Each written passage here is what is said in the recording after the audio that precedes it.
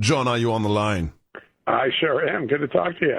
Well, we had a great time because the show started as soon as you dropped an article with regards to the State Department, and getting a lot of great reactions to that. We'll talk about that article in a second, but first I'd like to play an audio for you from Rand Paul.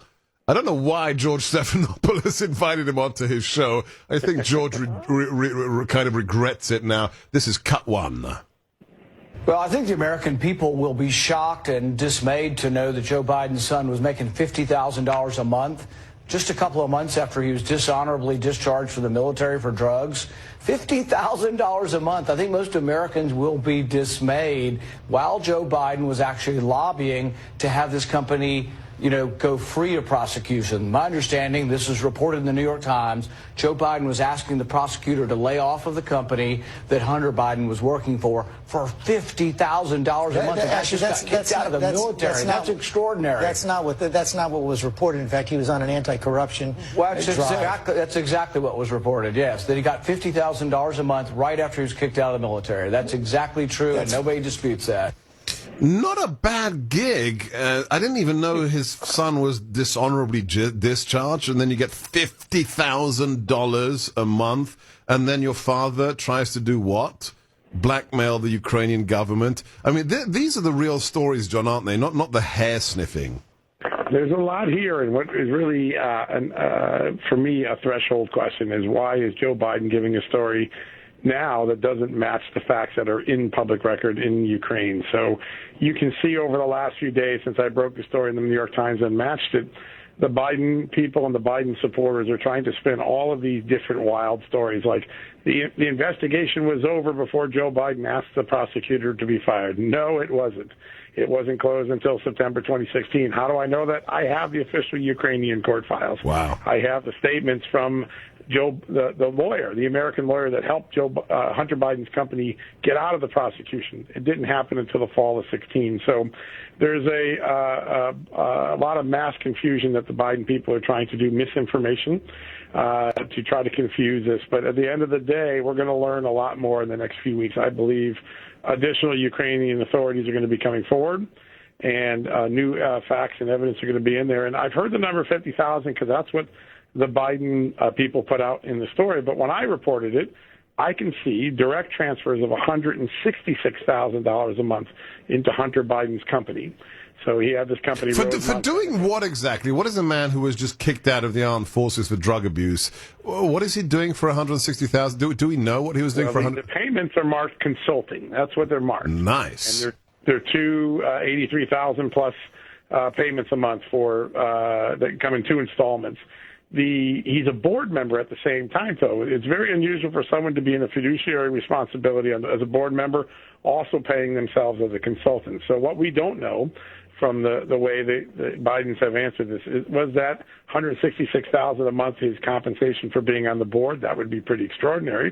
Or was it consulting money on top of the money he got paid for the board, and that's why they're using the $50,000 figure? We just don't know. But the Ukrainian records show a significant flow of money to Hunter Biden's company, and that's called Rosemont Seneca Bohai. And those records were not just the Ukrainian records. The FBI seized these records in a raid of his business partner, Hunter Biden's business partner in New York. So these records are records that were seized and made public by the Federal Bureau of Investigation in the United States. So wow. They match what the Ukrainians are saying, but they're the FBI records. What do you think of Mayor Giuliani floating this idea of visiting the Ukraine? I think it was a valiant attempt to force the rest of the news media to cover a story they were trying to ignore, and it worked, right? Because everyone started to write about how he was going there. Whether he was going to go there or not, the effect of it is that people finally started to cover it and treat it seriously, even though they had to treat it through the vein or the lens of Rudy Giuliani going. The truth of the matter is the Ukrainians have been trying to reach out to American lawyers way before Rudy Giuliani, going all the way back to last fall, because they believe they're in possession of evidence of criminality by Democrats, and they're trying to get it to the U.S. Justice Department. And Rudy Giuliani was late to that party. There were many other people they approached prior to that, and yet they've not been able to get the Justice Department's attention. Real evidence of real collusion. Let's talk about the story you broke last week that we discussed for an hour here on the show. How does the State Department, John Solomon, fit into this whole Steele dossier, opposition research, and the surveillance of the Trump campaign? Yeah, they're at the beginning and they're at the end of the campaign, an important intrusion point. So the first time we know that Steele reached out to the State Department specifically with his dirt on Trump was in July of 2016. We know this from the testimony of Victoria Nuland, who was the Assistant Secretary for Eurasia Affairs, and we know it from an op-ed written by one of her deputies called Jonathan Weiner.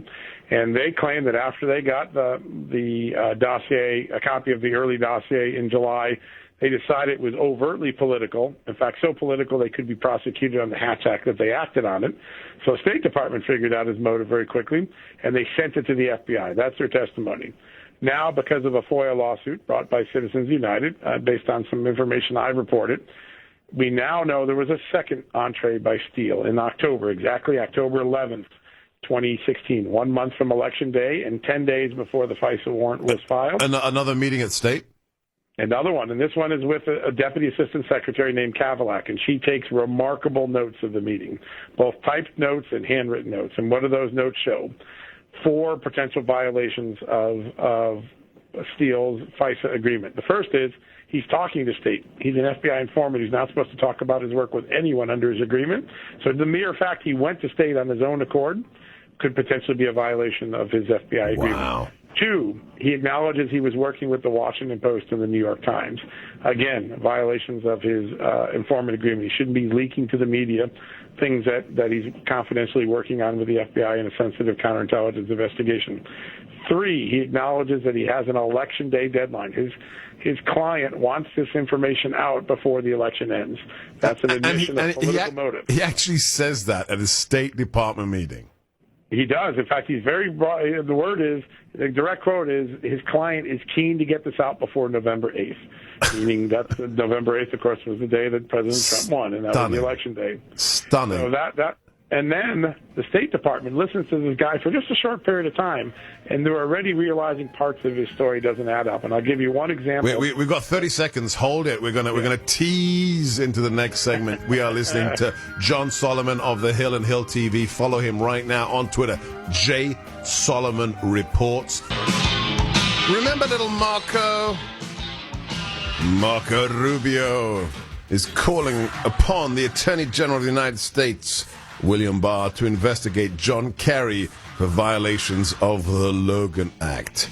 Things are getting pretty interesting in D.C. And one of the men who makes every day more interesting because of the things he digs up that very few other people in the media even know about, let alone actually investigate, is John Solomon. He is Executive Vice President at The Hill, responsible for Hill TV. Follow him on Twitter at J. Solomon Reports. We left our audience across the nation hanging by a thread with regard to the story of the second visit by Christopher Steele saying to the State Department, I've got a client, this information needs to get out there before November the 8th.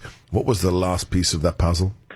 Very important. The State Department is listening to his story of alleged collusion between Trump and Russia, and they detect some blatant factually false information. And that is, he's claiming, his intelligence sources know, that the collusion project is being funded by the Russian diplomatic outpost in Miami. Well, the writer, Kavalak, writes, there is no diplomatic outpost in Miami. He actually said that. So Steele says it's happening, being run out of the Russian consulate in Miami, and there isn't one.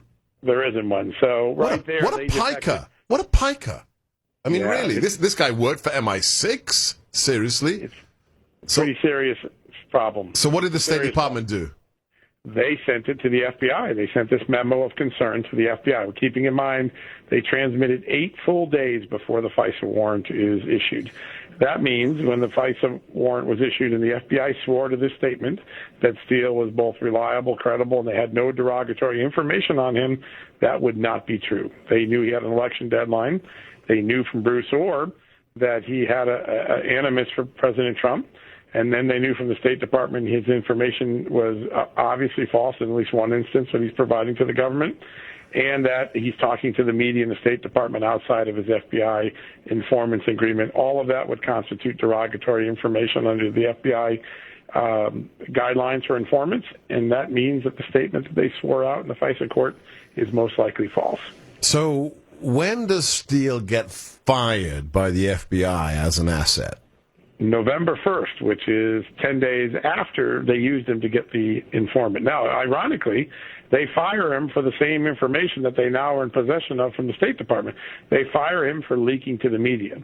But he admitted to leaking to the media before the FISA, at least if you believe Cavalac's notes. But not only that, they fire him and then proceed to renew the FISA warrants at least twice, correct, John? 3 times. Three times. Right. And all 3 times continue to rely on information from the Steele dossier, information we now know was never proven or in many cases disproven. So clearly, right at the beginning before the election, all of this is done with an expectation by the key actors that nobody will ever know because Hillary's going to win.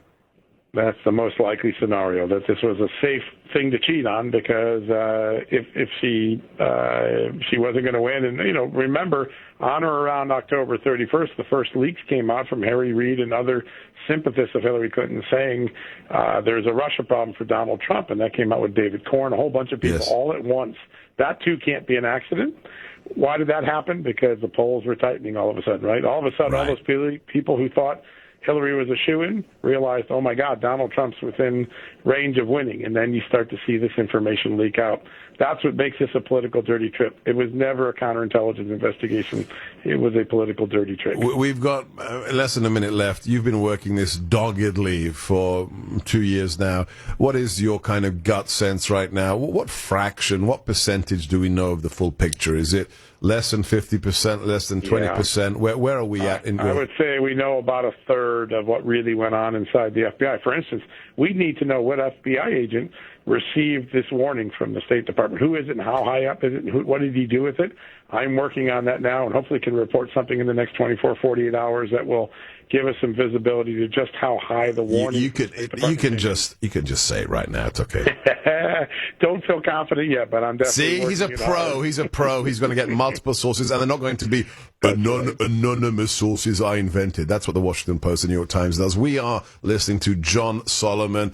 He is the man responsible for Hill TV. Go to hill.tv. Follow him on Twitter at @JSolomonReports, and he will be breaking news as usual. Again, this weekend we'll be having him in studio. Thank you, John.